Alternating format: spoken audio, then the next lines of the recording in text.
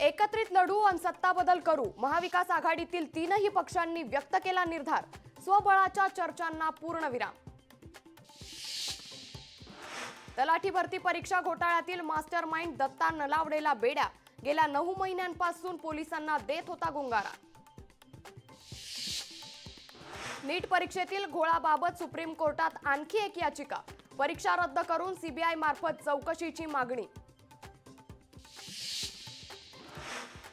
HMT-CETचा आज निकाल संध्याकाळी 6 वाजता ऑनलाईन निकाल पाहता येणार.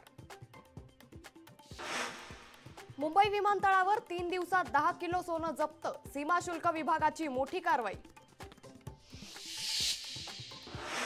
मध्य हार्बर रेल्वे मार्गावर आज मेगा ब्लॉक. देखभाल दुरुस्तीसाठी सकाळी 11 ते दुपारी 4:10 वाजेपर्यंत ब्लॉक. मुंबईकरांनो, घराबाहेर पडण्यापूर्वी वेळापत्रक बघा. चेंबूर कॉलेजमधील विद्यार्थ्यांना दिलेल्या नोटिसाविरोधात उच्च न्यायालयात याचिका दाखल. आचार्य कॉलेजमध्ये बुरखा, हिजाब, नकाब, स्कार्फ, टोपी संदर्भात होती नोटीस.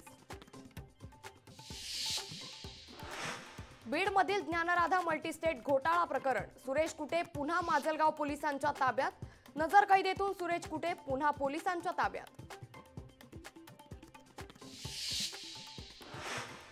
पंतप्रधान मोदी पीएम किसान योजनेतून 20,000 कोटी वितरित करणार. पंतप्रधान मोदी 18 जून रोजी वाराणसीतून पीएम किसान योजनेच्या 17व्या हप्त्याचं वितरण करणार. छत्रपती संभाजीनगरमध्ये नोकर भरती करणाऱ्या लाखो उमेदवारांचा आंदोलनाचा इशारा. एकाच दिवशी वेगवेगळ्या भरत्या न करण्याची मागणी. 18 जून पासून लाखो विद्यार्थी आंदोलनाच्या पवित्र्यात.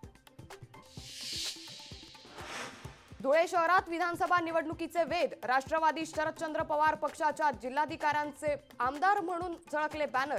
जिल्हाध्यक्ष रणजितराजे भोसले यांचा भावी आमदार असा उल्लेख. लोकशाही मराठी ऐका, पहा, जागरूक रहा.